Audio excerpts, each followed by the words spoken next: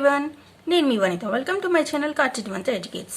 ఈరోజు మనం accounting class 8 అనేది చూస్తున్నాము. ఇందులో టాపిక్ వచ్చేసి uses of accounting information. So today's topic is about uses of accounting information. So who are using our accounting information that we are going to deal in this topic. Basically, these accounting information can be used by many people. And that can be classified into two categories. The one is internal management and owners, and another one is external users or outsiders. So ఇప్పుడు మనము accounting ని ఎవరు use చేసుకుంటున్నారో దాని గురించి చెప్పుకుంటున్నాం కదా. So అంటే ఈ ఇన్ఫర్మేషన్ ఎవరెవరికి యూజ్ అవుతుంది అంటే చాలా మందికి యూజ్ అవుతుందని అందరికీ తెలుసు. అది ఎవరెవరికి అన్నది ఇప్పుడు మనము క్లాసిఫై చేస్తూ ఒక్కొక్క దాన్ని మనం ఇప్పుడు డిస్కస్ చేస్తూ వెళ్తున్నాం అనమాట. సో అంటే ఇప్పుడు ముందుగా మనం ఈ అకౌంటింగ్ ఇన్ఫర్మేషన్ ని ఎవరు యూజ్ చేస్తున్నారన్న దానికి సంబంధించి బేసిక్గా అయితే టూ కేటగిరీస్గా డివైడ్ అయి ఉంటుంది అనమాట. ఫస్ట్ వన్ వచ్చేసి internal management and owners, second one వచ్చేసి external users are out Zydus అనమాట. అంటే ఇంటర్నల్ మేనేజ్మెంట్ అండ్ ఓనర్స్ అంటే ఎవరైతే బిజినెస్ని స్టార్ట్ చేశారో ఆ బిజినెస్ యొక్క ఓనర్స్ ఉంటారు కదా. సో ఆ ఓనర్స్ ఇంకా ఇంటర్నల్గా మేనేజ్మెంట్ ఒక హెడ్స్ ఉంటారు కదా. సో వాళ్ళందరికీ కూడా ఈ అకౌంటింగ్ ఇన్ఫర్మేషన్ అనేది చాలా యూజ్ అవుతుంది అనమాట. ఇంకా external users are out Zydus అని వచ్చేసరికి ఎక్స్టర్నల్ యూజర్స్ అంటే ఎవరు? బయట వ్యక్తులు. సో బయట వ్యక్తులు అంటే కంపెనీలో వర్క్ చేసే వాళ్ళు కాకుండా, అంటే కంపెనీకి సంబంధించిన వాళ్ళు కాకుండా బయట వాళ్ళు ఎవరైతే ఉన్నారో వాళ్ళందరికీ కూడా ఈ అకౌంటింగ్ ఇన్ఫర్మేషన్ అనేది కూడా యూజ్ అవుతుంది అనమాట. సో ఆ వాళ్ళని ఎక్స్టర్నల్ యూజర్స్ అంటామంటే మన అవుట్ సైడర్స్ గురించి ఇప్పుడు మనం మాట్లాడుకుంటున్నాం అనమాట. ఇంటర్నల్ మేనేజ్మెంట్ అండ్ ఓనర్స్ అంటే ఇందులో ఎవరు కవర్ అవుతారు అంటే మేనేజ్మెంట్. సో ఆ కంపెనీ యొక్క మేనేజ్మెంట్ కవర్ అవుతుంది అనమాట. ఇంకా కంపెనీలో ఉన్న ఎంప్లాయీస్కి కూడా అకౌంటింగ్ ఇన్ఫర్మేషన్ యూజ్ అవుతుంది కదా. సో అది కూడా అంటే ఎంప్లాయీస్ కూడా ఈ ఇంటర్నల్ మేనేజ్మెంట్లోకి కన్సిడర్ చేస్తాం అనమాట. అండ్ అలాగే external users and out Zydus ఉంది కదా. సో దీనికి సంబంధించి ఏంటి అంటే ఇప్పుడు మనకు లెండర్స్ ఉంటారు. సో అది ఎక్స్టర్నల్ యూజర్స్ అవుట్ సైడర్స్ కింద కన్సిడర్ అవుతుంది.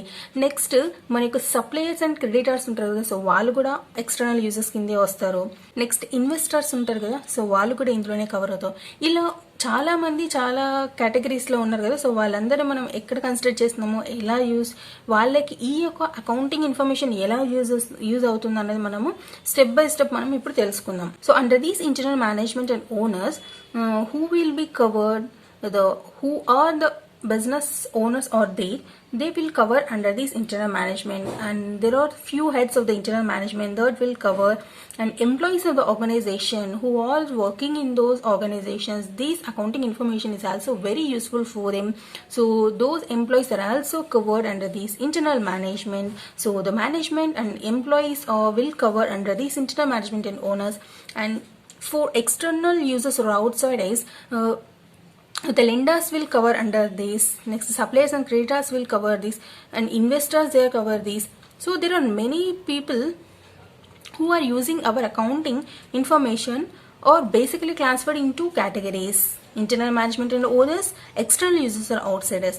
Now let us see one by one who will cover under what and for which purpose they are using our accounting information.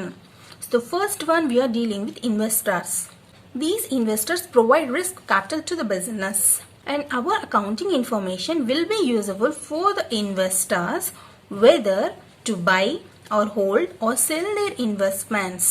Means the people who are investing in our company, they will see our accounting information and they will decide whether to buy our company shares, or means they will see how much capable of our company. So based on that they will decide to buy our company shares or to hold their investments or to sell their investments. Means if they have already invested in our organization, so based on our performance, based on our information, they will decide to continue in our organization or to exit from our organization. So this will be help in that way. And investors will see how much ability of our business to survive, prosper and to pay dividend, because investor investing in our organization and they will see the organization in which way they are performing, how much profits organization is getting. They will see because the business will be survive or not, and whether the business in return they are able to pay the dividend to the investors or not. These all factors the investors will see based on our accounting information. ఇప్పుడు మనం investors గురించి చెప్పుకుంటున్నాం కదా. So అంటే ఈ investors అనేది మన యొక్క బిజినెస్లో రిస్క్ ఫ్యాక్టర్ అయి ఉంటుందన్నమాట. ఎందుకు అని అంటే ఇప్పుడు వాళ్ళు మన బిజినెస్లో మనీని ఇన్వెస్ట్ చేస్తున్నారు. సో వాళ్ళు వాళ్ళ యొక్క అమౌంట్ అన్నది మన కంపెనీలో ఇన్వెస్ట్ చేస్తున్నారు కాబట్టి వాళ్ళు చూస్తారనమాట మన యొక్క బిజినెస్ ఎలా రన్ అవుతుంది, మన యొక్క బిజినెస్ పర్ఫార్మెన్స్ ఎలా ఉంది. సో ఇవన్నీ కూడా ఇన్వెస్టర్స్ అబ్జర్వ్ చేస్తారు అండ్ మన యొక్క అకౌంటింగ్ ఇన్ఫర్మేషన్ని బేస్ చేసుకొని వాళ్ళకు అనాలిసిస్ చేసుకుంటారు అనమాట. సో దానివల్ల అంటే మన బిజినెస్ ఎక్కువ కాలం రన్ అవుతుందా లేదా, అండ్ మన బిజినెస్లో వచ్చే ప్రాఫిట్స్ వల్ల అంటే మన బిజినెస్కి ప్రాఫిట్స్ వస్తున్నాయా లేదా, అండ్ మనకు ఇన్వెస్ట్మెంట్ చేసిన దాని మీద కంపెనీ మనకు టైం టు టైం డివిడెంట్ అనేది పే చేయగలుగుతుందా లేదా. సో ఇవన్నీ కూడా వాళ్ళు చెక్ చేసుకుంటారు అనమాట. అంటే మనకు ఇన్ఫర్మేషన్ని, మనకు అకౌంటింగ్ ఇన్ఫర్మేషన్ని బట్టి వాళ్ళు ఇవన్నీ ఆలోచిస్తారు. ఇంకా ఇన్వెస్టర్స్ ఎవరైతే ఉన్నారో వాళ్ళు మన కంపెనీలో ఇన్వెస్ట్ చేయడానికే, అంటే ఇన్వెస్టర్స్ వాళ్ళ యొక్క అమౌంట్, అంటే వాళ్ళు ఒక బిజినెస్లో ఇన్వెస్ట్ చేయాలి అని అంటే వాళ్ళు కంపల్సరీగా ఈ అకౌంటింగ్ ఇన్ఫర్మేషన్ అయితే చూస్తారనమాట. సో అంటే వాళ్ళు ఆ కంపెనీలో షేర్స్ కొనాలి అంటే, లేదా వాళ్ళు ఆల్రెడీ ఇన్వెస్ట్ చేసిన దాన్ని అలాగే ఇంకా కంపెనీలో ఎక్కువ రోజులు ఉంచాలి అని అనుకున్నా కానీ, లేదా వాళ్ళ యొక్క ఇన్వెస్ట్మెంట్ని వాళ్ళు సేల్ చేయాలి అని అనుకున్నా కూడా, సో ఈ యొక్క అకౌంటింగ్ ఇన్ఫర్మేషన్ అనేది చాలా యూస్ఫుల్గా ఉంటుందన్నమాట. For non corporate sector they will also see the performance and financial position of our organisation to decide whether to continue or shut down the organisation. అంటే నాన్ కార్పొరేట్ సెక్టర్స్ అంటే corporate organisations కాకుండా remaining organisations కూడా ఉంటాయి కదా. So వాళ్ళకి accounting information ఎలా useful అవుతుందంటే వాళ్ళు మన యొక్క బిజినెస్ యొక్క పర్ఫార్మెన్స్ ఎలా ఉంది, మన యొక్క ఫినాన్షియల్ పొజిషన్ ఎలా ఉంది, అంటే స్టేబుల్గా ఉందా, అంటే కంపెనీ ప్రాఫిట్స్లో ఉందా, లాసెస్లో ఉందా. సో ఆ ఫినాన్షియల్ ఇన్ఫర్మేషన్ని బట్టి వాళ్ళు డిసైడ్ చేసుకుంటారు. అంటే వాళ్ళు మన యొక్క కంపెనీలో కంటిన్యూ చేయాలా లేదంటే షట్ డౌన్ చేయాలా అన్నది వాళ్ళు డిసైడ్ చేసుకుంటారు అన్నమాట. So these will cover under this investors. Now we are discussing about the employees. Growth of employees in the organization directly related to the growth of the organization. అంటే మన యొక్క company యొక్క employees వృద్ధి చెందితేనే మన యొక్క company కూడా వృద్ధి చెందుతుంది. అది డైరెక్ట్గా ఆర్గనైజేషన్కి ఎఫెక్ట్ ఉంటుందని చెప్పేసి చెప్పడం జరుగుతుంది అనమాట. So whenever the people who are working in our organisation and if the company is showing better, means if the employees are growing and their growth rate increases day by day, then automatically the business growth will increases. So it impacts directly to the organization, means the employees efforts will directly impact to the organization directly. And to know employees will see, and they also interested to know the ability of our organization, whether the company will have the stability, continuity and growth of the enterprise. అంటే మన యొక్క ఆర్గనైజేషన్లో employees ఎవరైతే work చేస్తున్నారో వాళ్ళు కూడా ఈ information ఎలా యూజ్ అవుతుంది అని అంటే మన యొక్క ఆర్గనైజేషన్ ఎంత స్టెబుల్గా ఉంది, సో దీని యొక్క స్టెబిలిటీ ఎలా ఉంది, దాని యొక్క కంటిన్యూటీ ఎలా ఉంది, అంటే లాంగ్ రన్లో బిజినెస్ రన్ అవుతుందా లేదా, సో అవన్నీ, ఇంకా మన యొక్క ఆర్గనైజేషన్ యొక్క గ్రోత్ ఎలా ఉంది, సో అది గ్రోత్ అవుతుందా లేకుంటే లేదా తగ్గిపోతుందా అన్నది ఎంప్లాయీస్ కూడా ఇన్ఫర్మేషన్ అనేది ఈ అకౌంటింగ్ని బేస్ చేసుకుని తెలుస్తుందన్నమాట. And these accounts also use the ability to provide remuneration, retirement and other benefits and to enhance employment opportunities. అంటే ఎంప్లాయీస్కి ఇంకా ఇది ఎలా అకౌంటింగ్ ఇన్ఫర్మేషన్ ఎలా యూజ్ అవుతుంది అంటే మన యొక్క కంపెనీలో వర్క్ చేసే వాళ్ళకంటే అంటే రెమ్యూనరేషన్ ఎలా ఉంటుంది ఎంప్లాయీస్కి, ఇంకా వాళ్ళకి రిటైర్మెంట్ ఎలా ఉంటుంది, అండ్ వాళ్ళకి ఇంకా కంపెనీ నుంచి వాళ్ళకి ఎలాంటి బెనిఫిట్స్ వస్తాయి, దానివల్ల అంటే కంపెనీ గ్రోత్ని బట్టి ఇంకా ఎంప్లాయ్మెంట్ ఆపర్చునిటీస్ ఎలా ఉంటాయి. సో అవన్నీ కూడా ఈ ఎంప్లాయీస్ చూస్తారనమాట. So employees who working the organisation they will see the company how they are providing the remunerations to the employees and how they are going to retire the people, the retirement benefits and other benefits, and how the organization is going to provide employment opportunities to employees. So these all factors will considered by the employees based on our accounting information. Now let us see the lenders. The lenders means the person who are providing loan to our organization, and they will see the principal amount of our loan and interest will be paid when due.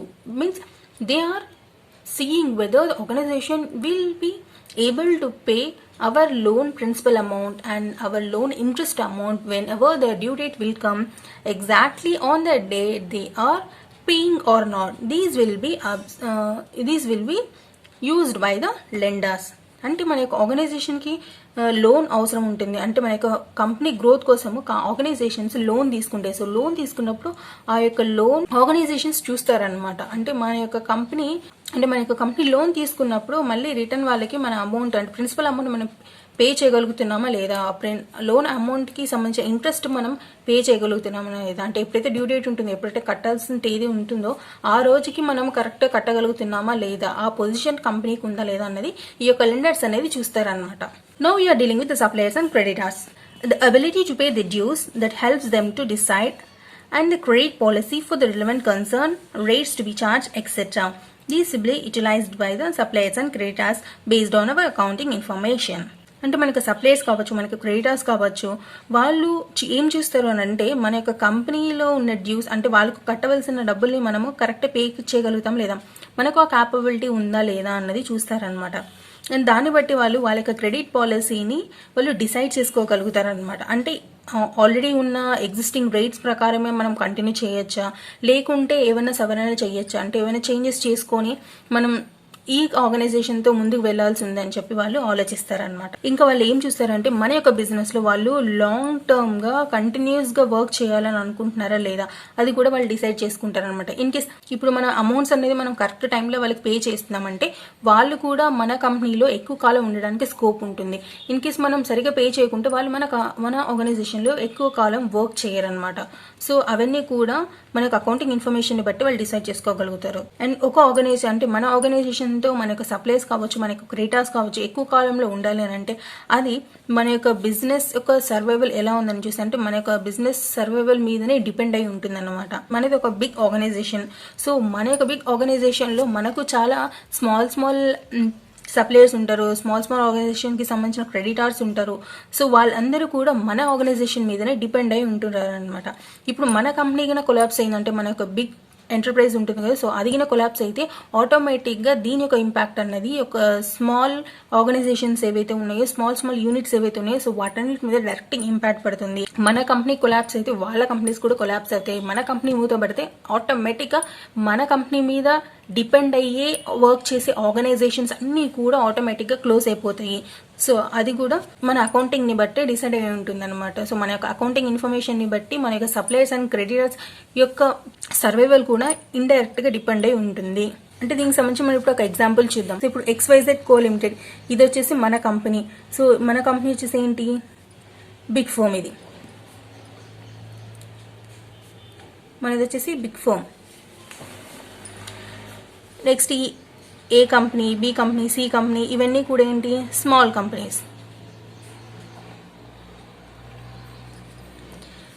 ఇప్పుడు ఈ A company, B company, C company అన్నీ కూడా మన యొక్క XYZ company మీదనే depend అయి ఉన్నాయి అన్నమాట. సో ఈ companies main production or sale ఇవన్నీ కూడా ఈ XYZ కంపెనీకే ఉన్నాయి. సో వీళ్ళ నుంచి మనం కొంటున్నాము. అంటే ఈ 3 కంపెనీస్ యొక్క మెయిన్ బిజినెస్ ఎలా డిపెండ్ అయ్యింది, మన యొక్క ఆర్గనైజేషన్ మీదనే డిపెండ్ అయింది. సో మన ఒక ఆర్గనైజేషన్ ఇప్పుడు ఈ బిగ్ ఫర్మ్ వచ్చేసి కొలాప్స్ అయిపోయింది, క్లోజ్ అయిపోయింది.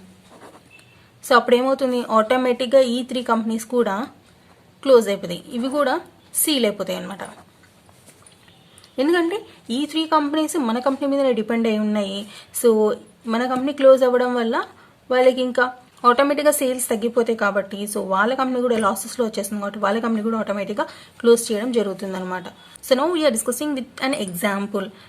XYZ Company Limited is an example we are taking, and this is a big firm, and XYZ Company is our company, and A company, B company, C company, and these 3 companies are small companies which are supplying their goods to a organization, and these companies are only depending on our organization, and they are supplying their products to our organization. Whenever our company collapses, whenever our company closes, automatically these companies will also close, and their companies will be sealed because their main production or their main sales will be depending on our organization.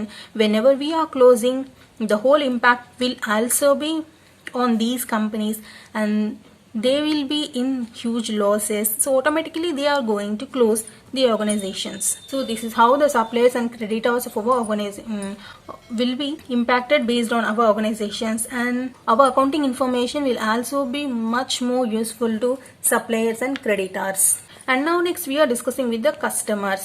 The customers will also see the stability and profitability of our organization, how much our organization is getting profits, whether the organization is in profits or whether the organization in losses. They will check.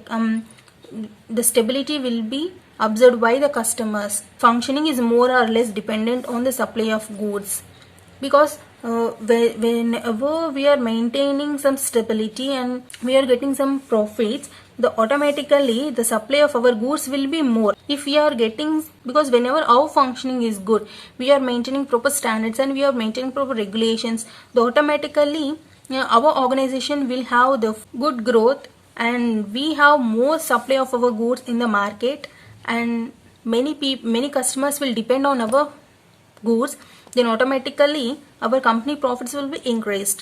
ఇప్పుడు మనం customers గురించి చెప్పుకుంటాం. అంటే customers మన యొక్క organisation స్టేబుల్గా ఉందా లేదా, మన యొక్క కంపెనీ యొక్క ప్రాఫిటబిలిటీ ఎలా ఉందనేది కూడా చూస్తారనమాట. అంటే మన యొక్క కంపెనీ నుంచి ఎక్కువగా సప్లై మనం బయటికి చేయగలిగితే అప్పుడు మన యొక్క కంపెనీ యొక్క ఆర్గనైజేషన్ గ్రోత్ అనేది కూడా పెరుగుతుంది. సో ఆటోమేటిక్గా అంటే ఇప్పుడు మనం ఎక్కువ ఉత్పత్తి చేయగలిగితే ఎక్కువ మందికి మన యొక్క ప్రొడక్ట్స్ అనేది రీచ్ అవ్వడానికి స్కోప్ ఉంటుంది, అండ్ ఎక్కువ మంది మన ప్రొడక్ట్స్ మీద డిపెండ్ అవ్వడం జరుగుతుంది అనమాట. సో దాన్ని బట్టి అంటే మన యొక్క ఫంక్షనింగ్ ఎలా ఉంది, మన యొక్క రూల్స్ అండ్ రెగ్యులేషన్స్ ఎలా ఉన్నాయి, సో మన యొక్క కంపెనీ యొక్క ఈ ఫంక్షన్ బట్టే ఈ సప్లై ఆఫ్ గూడ్స్ అనేది కూడా డిపెండ్ అయి ఉంటుంది, అండ్ కస్టమర్స్ కూడా వీటిని చూసే డిసైడ్ చేసుకుంటారు. Now we are going to discuss about the government and their agencies. ఇప్పుడు మన యొక్క అకౌంటింగ్ ఇన్ఫర్మేషన్ అనేది గవర్నమెంట్ ఇంకా వేరే ఏజెన్సీస్కి ఎలా యూస్ఫుల్ అవుతుందని చెప్పుకుందాం. అంటే so public or good allocate scarce resources among competing enterprises, control prices, charge excise duties and taxes. Will all these by governed by the government and other agencies, and they will look over our organization whether we will pay the taxes in times or whether we will pay the duties in times, and how we are controlling the prices of our products, and how our competing our enterprises with others, and how we are allocating the resources of our organization. So many things will be seen by them. అంటే ఇప్పుడు మనం government and their agencies గురించి చెప్పుకుంటున్నాము. So మన యొక్క accounting information వల్ల అంటే so మన దగ్గర ఉన్న రిసోర్సెస్ని మనం ఎలా యూటిలైజ్ చేస్తున్నాము, అండ్ అదర్ ఎంటర్ప్రైజెస్ తోటి మనం ఎలా కంపీట్ చేస్తున్నాము, మన యొక్క ప్రోడక్ట్స్ని మనం మన యొక్క ప్రోడక్ట్ యొక్క ప్రైసెస్ని మనం ఎలా కంట్రోల్ చేయగలుగుతున్నాము, అండ్ మనము ఎక్సైజ్ డ్యూటీస్ కానీ ట్యాక్సెస్ కానీ వీటన్నిటిని మనం ఎలా చార్జ్ చేస్తున్నాము, సో అవన్నీ కూడా వీళ్ళకి తెలుస్తుంది అనమాట. మనకు అకౌంటింగ్ ఇన్ఫర్మేషన్ బేస్ చేసుకొని వాళ్ళకి అవన్నీ కూడా అర్థమవుతాయి. Now we are dealing with the public.